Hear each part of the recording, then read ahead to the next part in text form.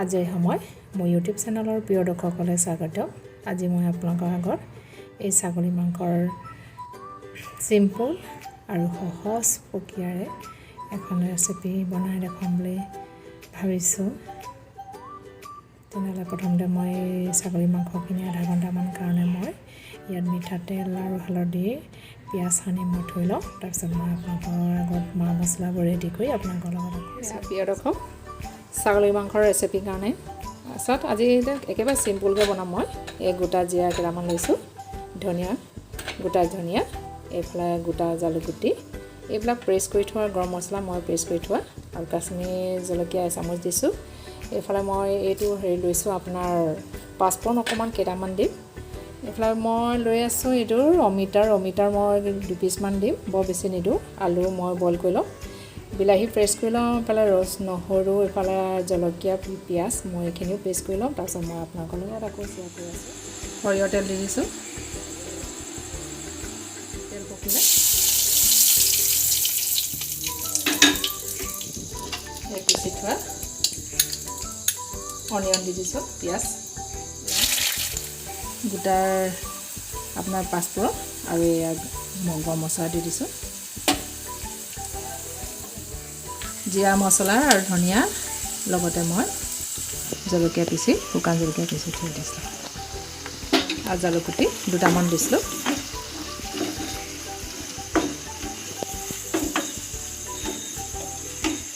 এতিয়া দিছোঁ কেঁচা জলকীয়া, পকা জলকীয়া, আদা আৰু নহৰু পেষ্ট।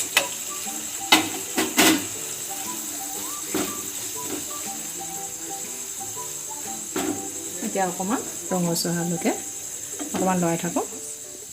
জোখৰ পৰিমাণ দিছোঁ আৰু অকণমান দিওঁ নিমখ দিছোঁ।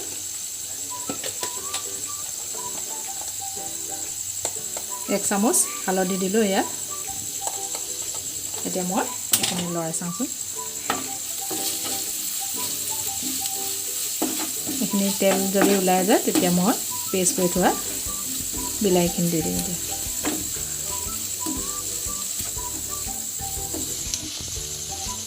অকণমান মছলা কেঁচা গোন্ধটো গৈ লওক, তাৰপিছত মই বিলাহী পেষ্ট কৰি দিম। এতিয়া পেষ্ট কৰি থোৱা বিলাহী দি দিছোঁ।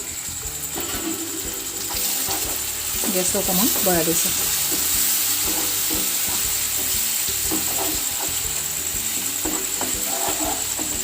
বিলাহী মই এটাই দিলোঁ, মাংস আধা কেজিত এটা বিলাহী, ডাঙৰ বিলাহী এটা দিলে হয়, বেছিকৈ দিলে মানে টেঙা হ'ব, গতিকে মই এটাই দিছোঁ। এতিয়া মই 2 মিনিটমান এনেকৈ লৰাই থাকোঁ। পেষ্টখিনি হৈ গ'ল। এতিয়া মই সানি মিঠাতেল আৰু হালধি আৰু অকণমান তেল, পিঁয়াজ কেইটামান কাটি মই সানি মেলি থৈ দিছোঁ।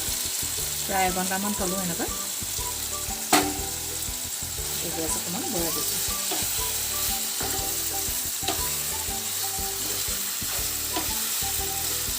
মই এনেকুৱা মাংসখিনি প্ৰায় 3-4 মিনিটমান এনেকুৱা ঢাকনি নিদিয়াকৈ অকণমান তেল, এই পানী মাংস বা যিখিনি ছাগলী মাংসত সদ্যহতে পানী অকণমান ওলায়, এই পানীখিনি শুকাই যোৱালৈকে মই এনেকৈ ঢাকনি নিদিয়াকৈ অকণমান দেৰি লৰাই থাকোঁ।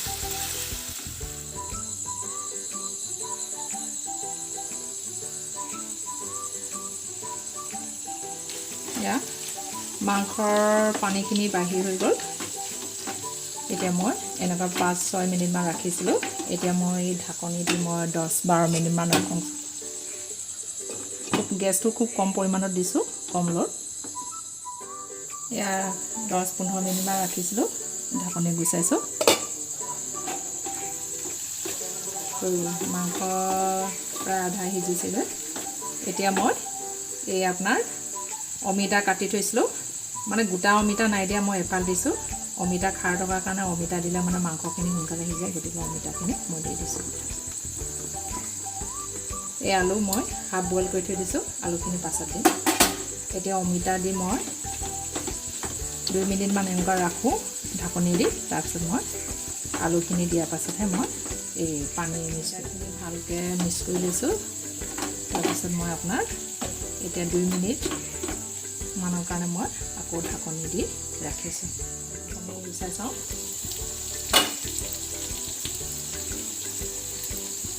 2 বৰ ধুনীয়া চামিছিলে কালাৰ বৰ ধুনীয়া হ'ল এয়া অমিতাখিনি প্ৰায় সিজিছে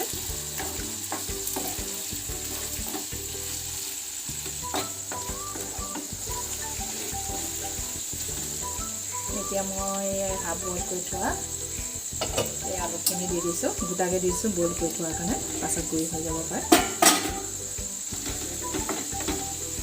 প্ৰিয় দৰ্শক আপোনালোকে অমিতাৰ লগত ছাগলী মাংসৰ ৰেচিপি বনাইছেনে যদি বনাই খোৱা নাই খাই চাবচোন কাৰণ অমিতা খাই থোৱাৰ কাৰণে কি হয় ছাগলী মাংস সুন্দৰ হয় কোমল হয় আৰু খাবলৈও ভাল লাগে এতিয়া মই গৰম কৰি থোৱা পানী দি দিছোঁ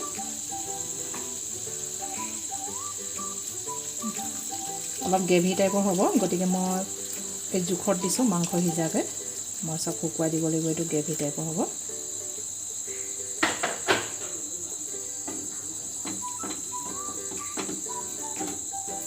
কালাৰ ধুনীয়া হ'ল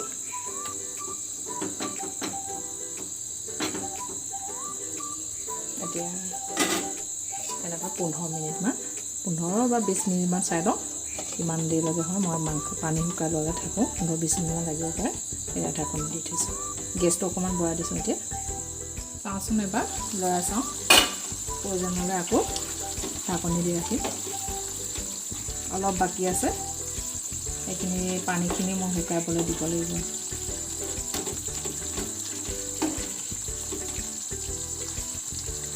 মাংস প্ৰায় সিজিছিলে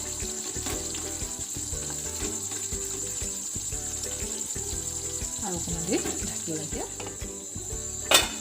এয়া ধুনীয়া গ্ৰেভি হ'ল এয়া অমিতাৰ ধুনীয়া সিজিলে ঘৰৰ অমিতা হয় খাবলৈ খুব টেষ্ট লাগে প্ৰিয় দৰ্শক আপোনালোকেতো দেখিছে চাগে এই কালাৰ বৰ ধুনীয়া হ'ল গ্ৰেভি বৰ ধুনীয়া হ'ল মই এতিয়া গেছটো অফ কৰিম আপোনালোকে শেষলৈকে প্ৰিয় দৰ্শক মই আপোনালোকৰ ভিডিঅ' দীঘলীয়া নকৰোঁ বুলি দেখুওৱা নাছিলোঁ এইফালে মই প্ৰেছাৰ কুকাৰত ছাগলী ঠেং দিছিলোঁ এই ছাগলী ঠেংখিনি খুব ভিটামিনযুক্ত শক্তিদায়ক গতিকে মই এইটো অকল বইলিং বনাইছোঁ এয়া নগা ধনিয়া জালুক তাৰপিছত আপোনাৰ আদা নহৰু এনেকুৱা দি পিনি আপোনাৰ বনাইছিলোঁ এয়া হৈ গ'ল এইটো কমপ্লিট এতিয়া লাষ্টলৈকে আপোনালোকে মোৰ ৰেচিপি ৰেডি হ'ল ছাগলী মাংসৰ ৰেচিপি এয়াৰ ছাগলী যিটো চুপ ঠেঙৰ পৰা চুপ বনাইছিলোঁ জ্বলা চালা জালুক চালুক দি আকৌ জ্বলা অলপ দিছিলোঁ খুব টেষ্টি হ'ল আলু দুটামান সৰু আলু দুটামান দিছিলোঁ এইখিনি সুন্দৰ হ'ল টেষ্টি কৰিলে এইখিনিও টেষ্টি কৰা হ'ল এনে আপোনালোকেও ছাগলী মাংসৰ এনেকুৱা অমিতাৰ লগত বনাই খাব বহুত টেষ্টি লাগে এইফালে মোৰ সকলো ৰেডি হ'ল পিঁয়াজ টেঙা আপোনাৰ কাটি প্ৰিয় দৰ্শক আপোনালোকে মোৰ ভিডিঅ'টো চাই যদি ভাল পাইছে তেতিয়াহ'লে লাইক কমেণ্ট শ্বেয়াৰ আৰু লগতে ছাবস্ক্ৰাইব কৰি থ'ব আগলৈও মই এনেকুৱা ধৰণৰ বিভিন্ন ধৰণৰ ৰেচিপি আপোনালোকৰ লগত শ্বেয়াৰ কৰি আছোঁ তেতিয়াহ'লে আজিলৈ আহোঁ ধন্যবাদ